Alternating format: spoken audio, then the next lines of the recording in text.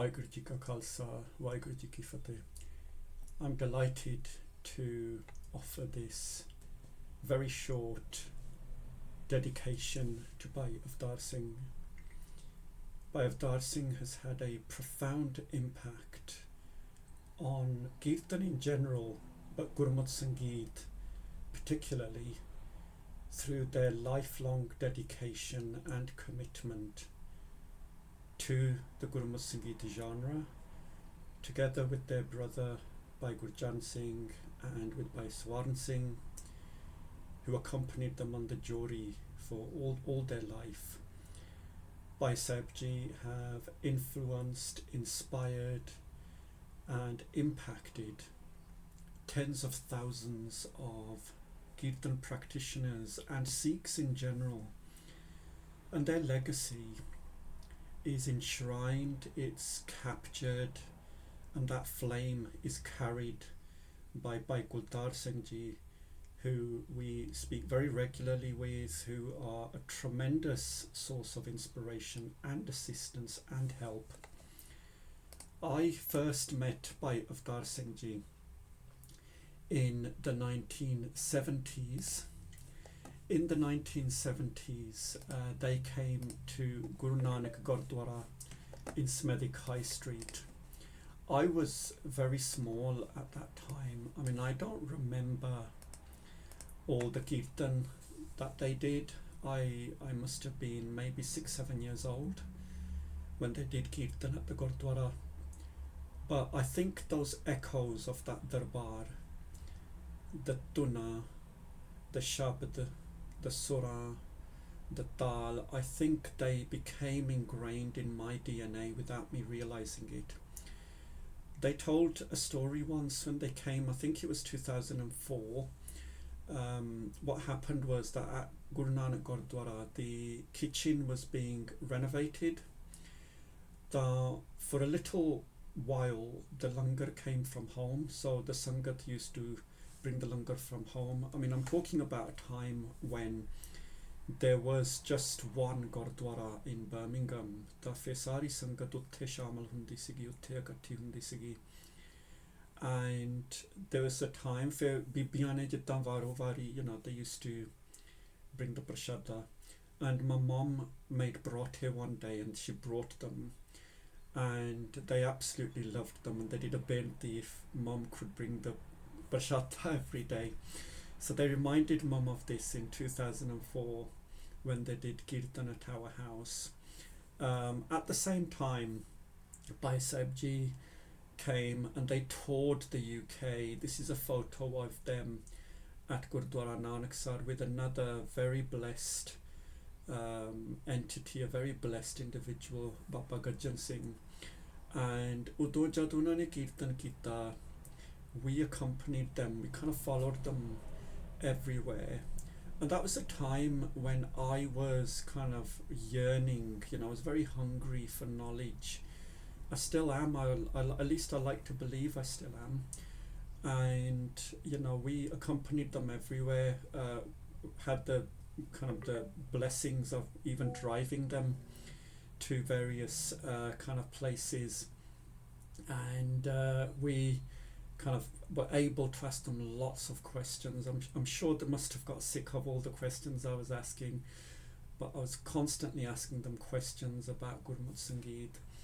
And this is the Guru's blessing really, that we had this opportunity to do Kirtan with them. Now, one kind of the bit that really, I suppose, is quite important for our Gaum, for our future generations, is that when we then embarked on the journey of creating these globally recognized exams, these kind of pre-grade all the way up to grade 8, they're called Sikh Sacred Music Exams. When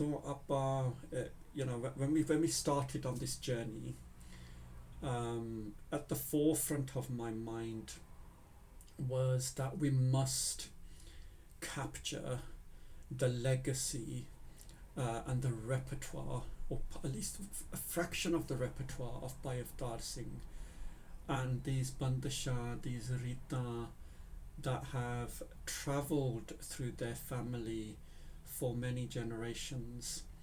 And we had to, within those exams, we had to capture some of these bandashah and incorporate them within the exams.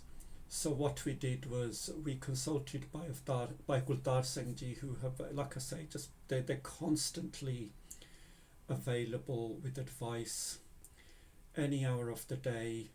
There's no question that's too silly, there's no question that's too difficult, right? So I was constantly consulting them. I asked them if they would join our curriculum committee, and they very kindly agreed to do that. And when they did that, what that did was it kind of captured, cemented Bhai Avtar Singh's legacy within these exams. And what that does, Sad Sangat, is that for future generations, because you and me are probably too late to take these exams. It's never too late, but it's kind of, we've spent our time learning. It's that generation of 6-year-olds, 8-year-olds, the generation that hasn't even been born yet, who are going to be taking these exams, and they may or may not realize the legacy that we've captured here. So what we did was we consulted Bhai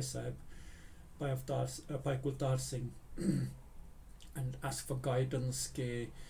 In grade 7, for example, Sanukeri Bandish, which Bandish should we incorporate?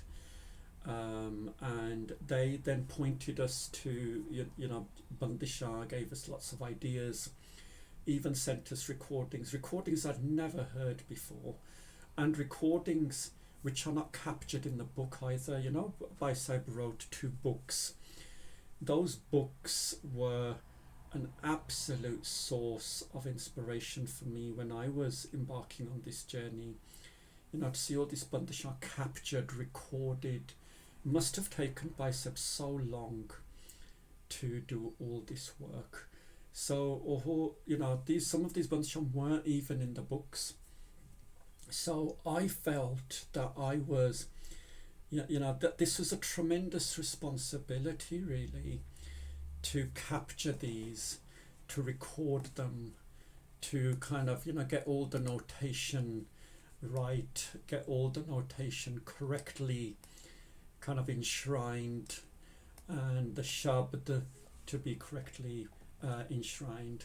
So I suppose the angle that I wanted to present at this conference is, on the one hand, I did want to capture the impact they've had on myself, my students, in our academy, the people that listen, to our Kirtan. I just kind of wanted to capture the impact and influence Bhai Sahib has had on that.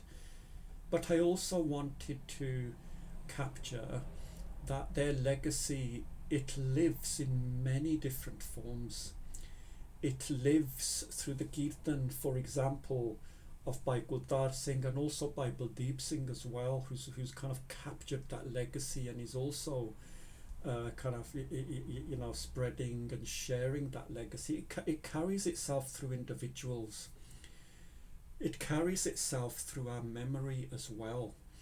We remember these times that we spent with Bhai Sahib, sitting with them in Kirtans, right, and listening firsthand to those duna, those shabds, those very ancient bandishah, those recitals. It carries itself that way as well.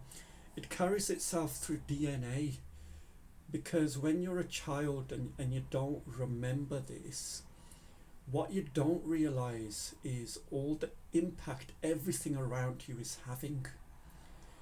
And for me, that was in that darbar at Smethwick High Street, where I don't really remember much of it, but it all had an impact on me. And if you are playing their bandishah to your children, again, your children will grow up not even remembering that you used to play these old Kirtan tracks for them to listen to. They're not going to remember that, but I can tell you one thing.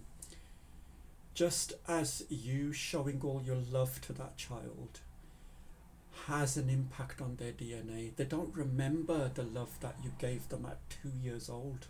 It doesn't go that far back, but it certainly has an impact on them, and it's enshrined in their DNA. And that Kirtan, that sound, does enshrine itself in their DNA. And finally, the other element of their legacy is as it is captured in the music exams. There's going to be children all over the world sitting these exams. They're going to be learning these bandishah. They're going to be playing them, recording them, perfecting them, and then sitting an exam. And that legacy is also captured there. Thank you for listening. I hope you have found this very small and very humble contribution useful. Vaheguru Ji Ka Khalsa, Vaheguru Ji Ki